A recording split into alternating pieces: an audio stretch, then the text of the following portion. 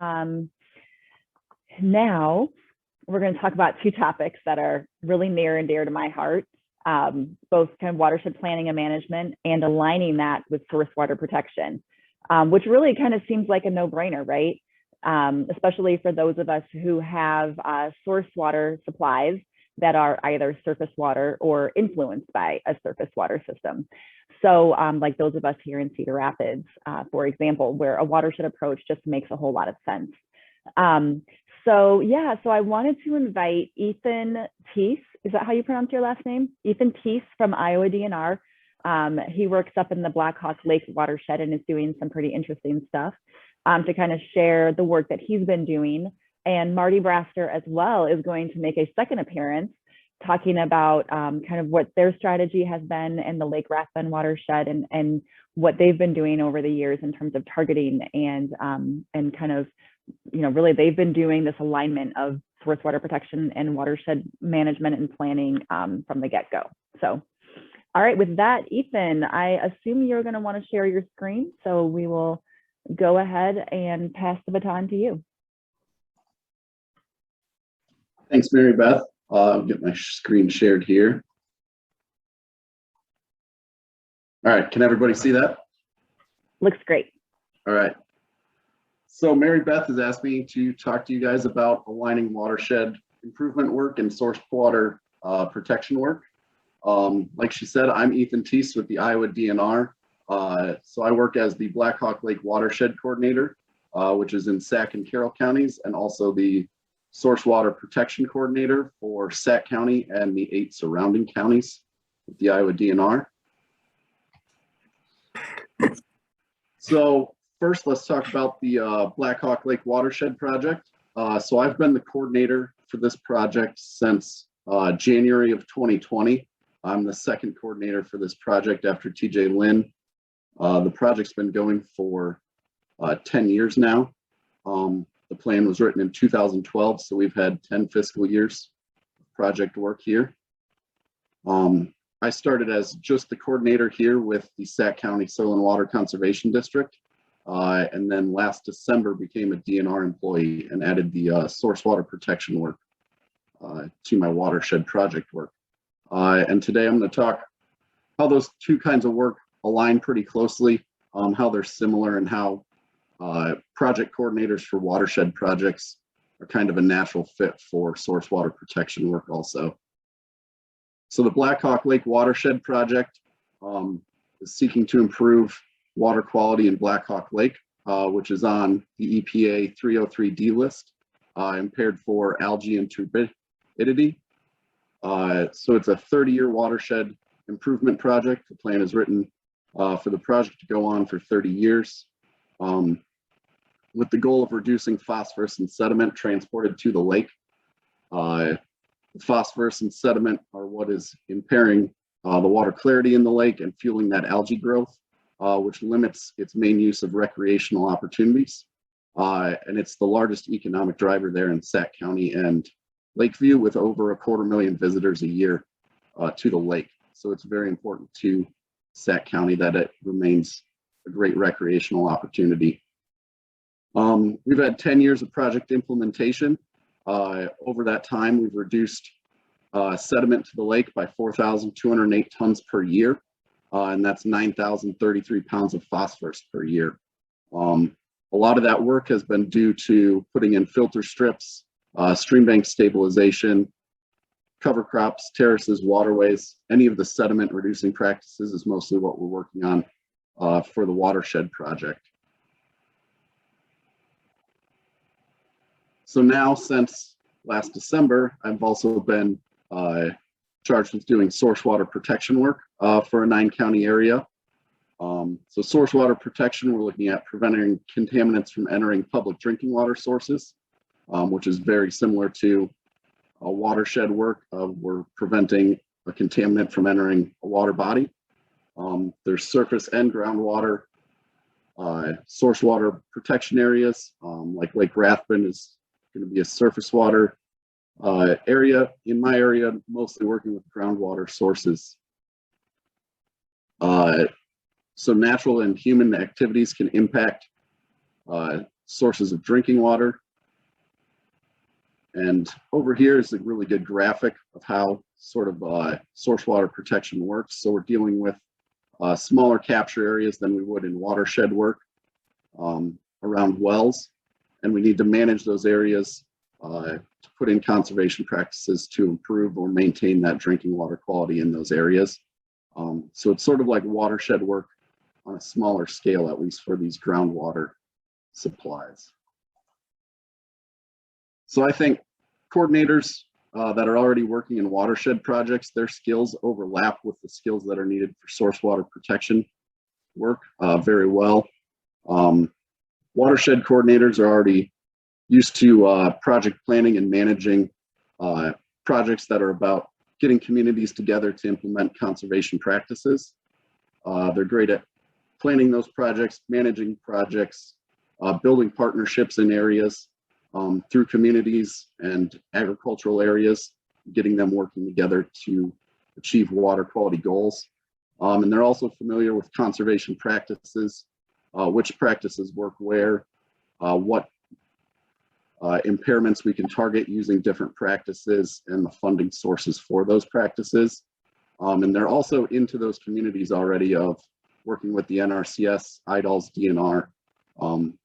They're well connected that way. So the source water protection and watershed project work really overlaps that way. Like I said, it's very similar work on a different scale, especially when we're looking at groundwater. Of course, surface water can be on an even larger scale than some of the state's watershed efforts. But when we're looking at these smaller capture zones, it's really similar work, just kind of smaller. So Blackhawk Lake here, you can see on the left, the watershed there flows south to north along Carnarvon Creek from Breda, Iowa to Lakeview, Iowa. So we're looking at a 13,156 acre watershed that follows the creek to the lake. And here I pulled up Odebolt, which is in Sac County also. Their capture zone there is just over 70 acres. Sorry, 370 acres. Both of them are about 70% row crops. So we're dealing with about the same percentages, just on much smaller scale there. So again, the process for watershed work and source water work I see is very similar. With watershed work, when you're starting to develop a watershed project, TMDL is usually developed for total maximum daily load. So determining the impairment, seeing what needs to be done to reduce that impairment, and getting that initial assessment done of a large watershed. Same in source water, the DNR teams do phase 1 assessments of city water supplies to track impairments, map those capture zones, and do the first steps in the planning process. In watershed management work, so we have the watershed management plans that are developed to lay out a plan for several year-long watershed management work on how practices are going to be implemented in the watershed, bring all the stakeholders and community members to the table and get that planning process done. And the same is done in source water protection, what they call phase 2 plans or source water protection plans. Follow very similar steps on a smaller community level scale. And then after that, in both of them, it's promoting and implementing the practices we need to reduce impairment or maintain water quality. So watershed coordinators all work with conservation practices and learn how to use funding sources to implement those practices. We sort of have a toolbox of funding sources to use and figure out which ones work best where and to achieve a producer's goals. And a lot of the practices are similar in source water protection that we use in watershed work. So conservation cover of, say, CRP or permanent easements, cover crops, nutrient management plans and implementing nutrient management, field borders and filter strips. All of those are practices that can do double duty that way. And a lot of these practices can be funded through the same programs we're already using in watershed work. In Blackhawk Lake, we use EQIP funds quite a bit. We have funding through the National Water Quality Improvement Funds, or NWQI, and there's also an EQIP pool for source water protection. So watershed coordinators are already familiar with those programs, so it'd be an easy switch over for them to do that work. CRP also has source water protection funds available in different pools, and the state revolving fund can be used for source water protection as well. And all these are funds that watershed coordinators use on a regular basis. So watershed coordinators working in source water protection, there probably are some differences there where when we're dealing with a smaller area, say like 370 acres, we have much less availability of potential adopters in smaller source water protection areas. So it's key to getting a high majority of those adopters on board, which watershed coordinators are already, that's most of their job, is selling conservation practices. So they're well versed in talking to and dealing with landowners in critical areas of watersheds. And the nice thing about source water protection work is you're hoping that because they're in the area and are hopefully relying on that water for their drinking water source, there's high community involvement on impact of implementing and promoting those practices in those source water protection areas.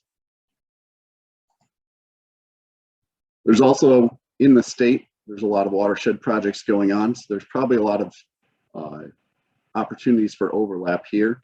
As we can see in the Blackhawk Lake watershed, there's 3 source water protection areas just in this 13,000 acre watershed. The city of Lakeview has a phase 2 plan on most of their capture zone is in the watershed there.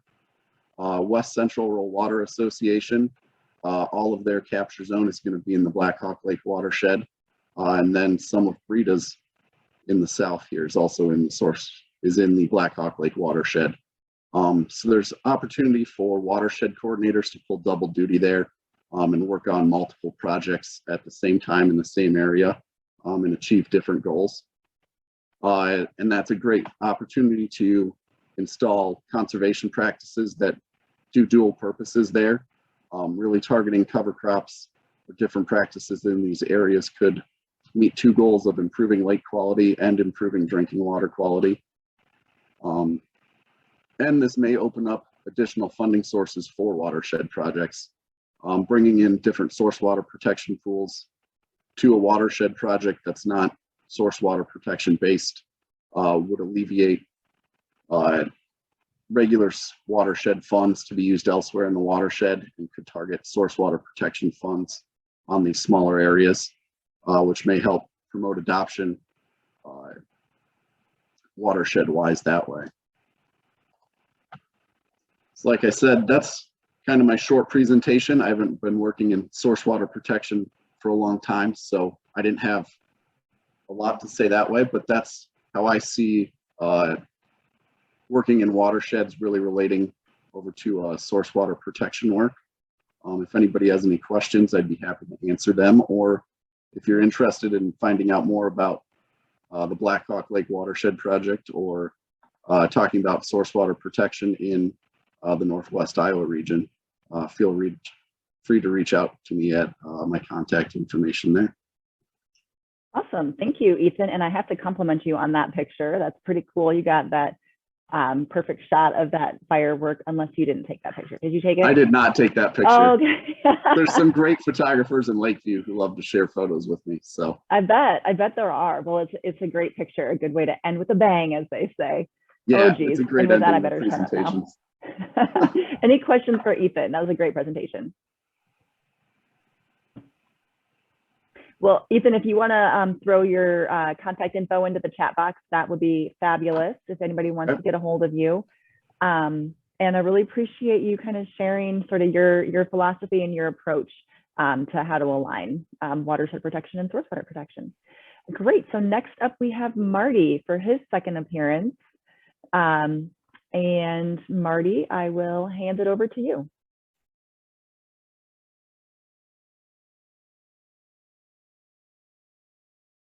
You are still on mute, so if you're speaking, we cannot. There you go. I'm just Perfect. getting my, see if I can get my presentation up and share the screen. Okay, screen share.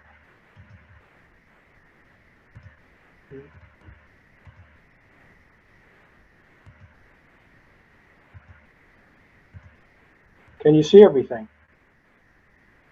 Yes, you are currently in editing mode. So if you were wanting to go presenter mode, you can do that. I tried to do that. I'll try Sometimes it it's a again. little, yeah, sometimes it's a little wonky with which if you're using a dual monitor setup. Let's see here. I'll just go. I'm going to try it again if that's okay. Yeah, How's take your it look? time. Yep. Did it come through, Mary Beth, or is it still in editing? It's still in editing mode. Sometimes F5 is that magic button. What's that? And we can also see everything just fine as it is. Well, let's go ahead so we don't spend more time with my technology skills. I'll go Sounds good. ahead. You're looking good. If you can see my slides, I'll go ahead and get started. We sure right there. can. I apologize for that. I wanted to follow up if I could first on comments I made earlier, and I certainly had an oversight.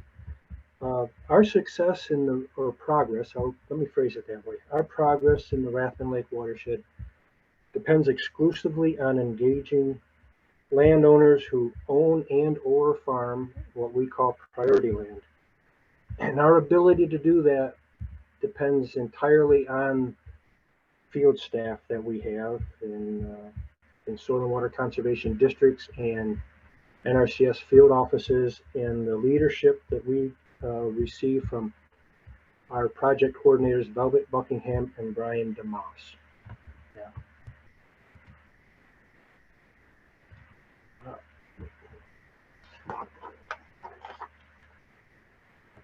I had to do some thinking about how to speak in terms of alignment between watershed management and source water protection in the context of Rathbun Lake protection efforts. Even had to recruit some ideas and feedback from Mary Beth on this, but it does allow me, I think, to focus on one of my favorite topics is that of targeting.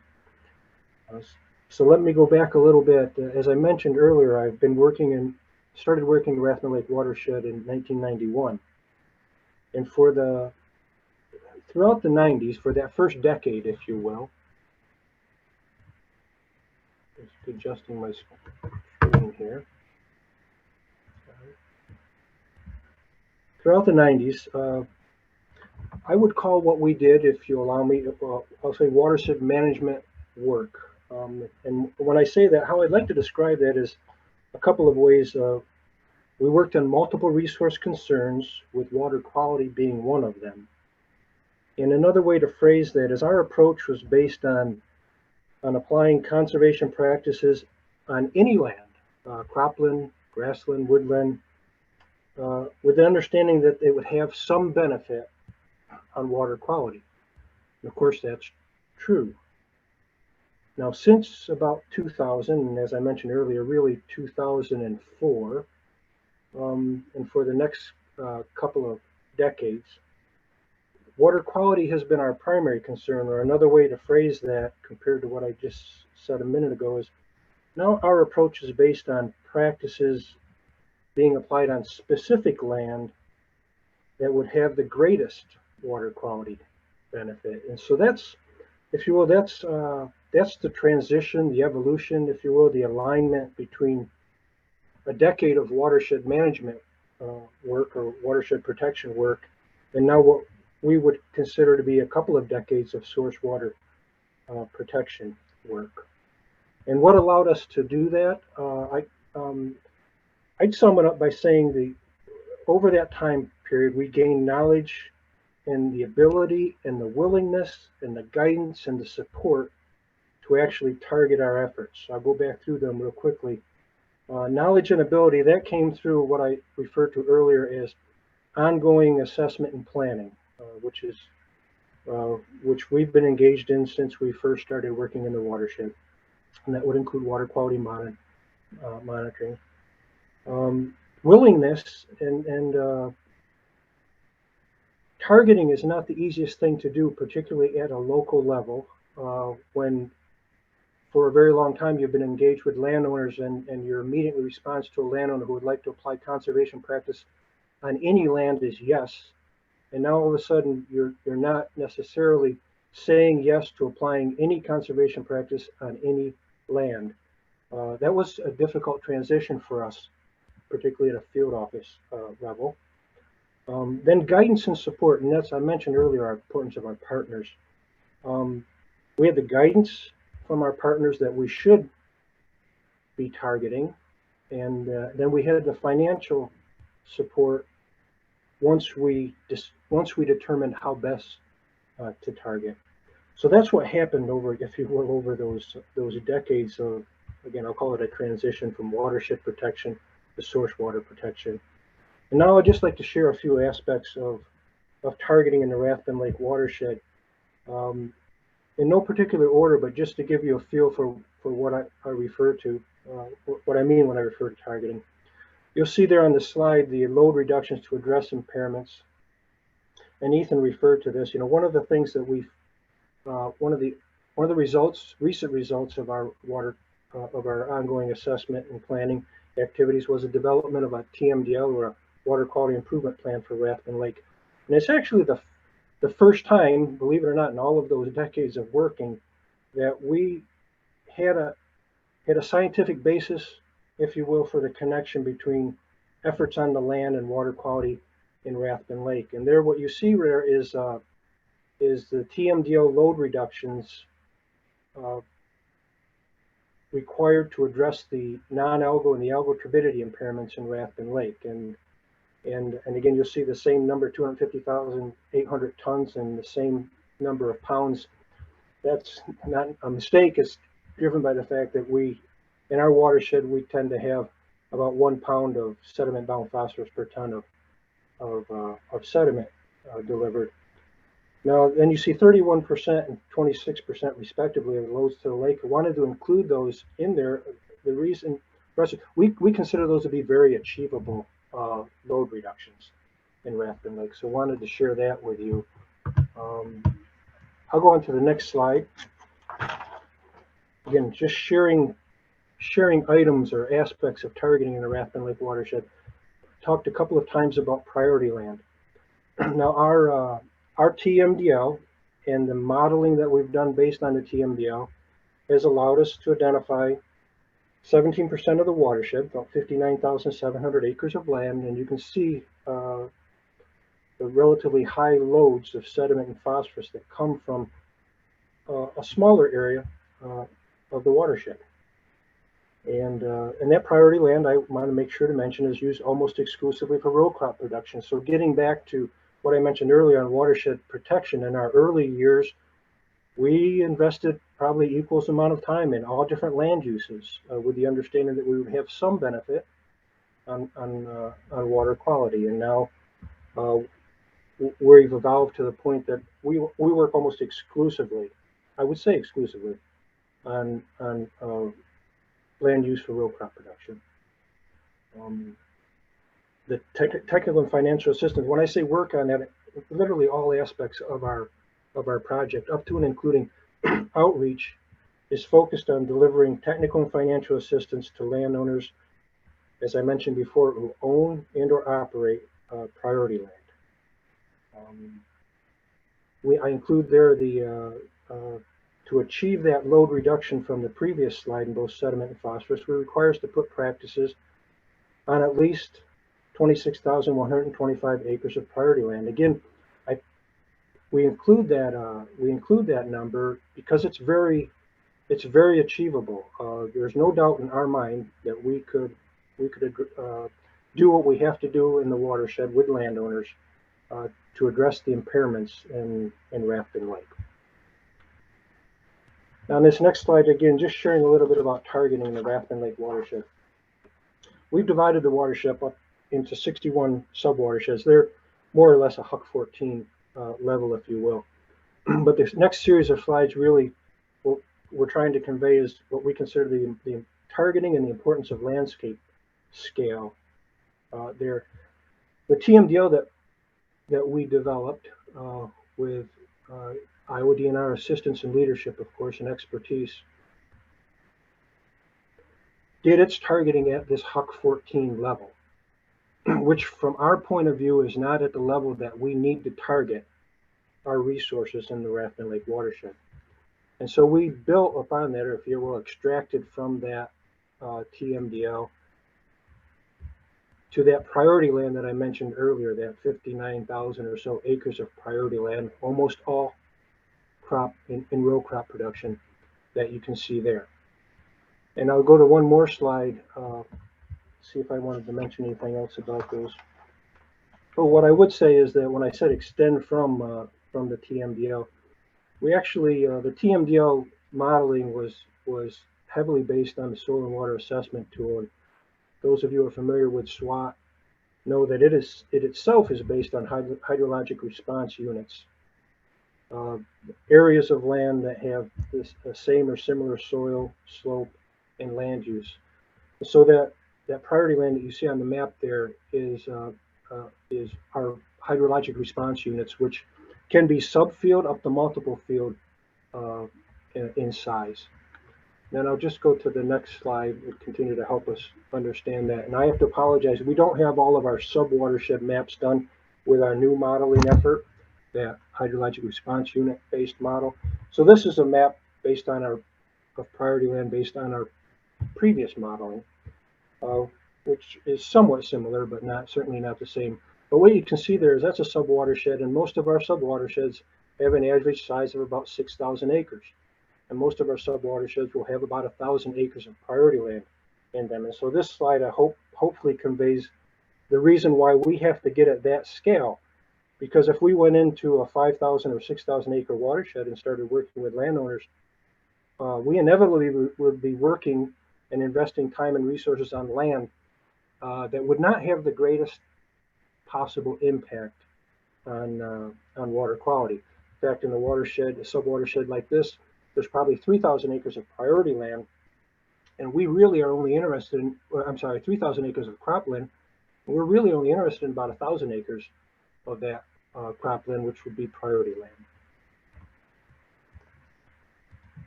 Again, another slide here, a little bit about targeting.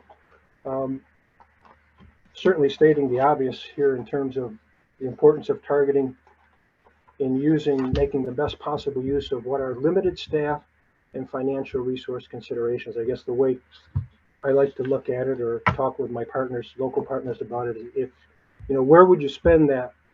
Where would you spend that dollar? Where would you best spend that dollar of cost share in terms of protecting water quality and addressing impairments in Rathbun Lake? Where would you spend that hour of technical assistance to have the biggest impact on addressing impairments in Rathbun Lake? And again, for us, it's on that priority land and those farmers that own or farm that land. I didn't mention that we are right now, based on the TMDL, developing our watershed management and source water protection plan, a document that combines both of them. And the work in that plan right now, it's going through revisions. It's in our hands after we've received some great comments from our partners. That plan requires about $50 million over 25 years to achieve those load reductions and practice implementation that I referred to before. And again, always like to put in, we really try to focus on analyzing the average annual cost for load reductions in terms of sediment and sediment-bound phosphorus. And when we look at practices that we apply on priority land, we have about a $17 average annual cost of $17 per ton of sediment and associated phosphorus for practices when they're applied on priority land. And when we don't apply practices on priority land, it's more than double that. Again, getting back to the first bullet of making the best possible use of limited resources. And the other thing I would mention is that targeting has been well received by landowners, at least our approach to targeting in the Rathbun Lake watershed. We hover right around 70% landowner participation, and when I say that, 70% of those landowners who we want to work with decide to work with us. And with that, Mary Beth, I'm at the end, and folks can always reach me through my contact information and ask any questions about what we're doing down here at Rathbun. Well, thank you so much, Marty. That was great. When do you think that the final version of your watershed plan and source water plan would come out? End of November, we will have it back to our partners to review our revisions. End of November. Okay, sounds good. So people can kind of keep tabs on that and kind of see what one of those combined source water and watershed plans looks like. As far as I know, I don't know that there's anything else like that in the state. There's not, but there's some great example source water protection plans Absolutely out there that people could access. Yes, and we have used some of those as a model here in Cedar Rapids as well, especially for those that are surface water influenced. Well, thank you so much.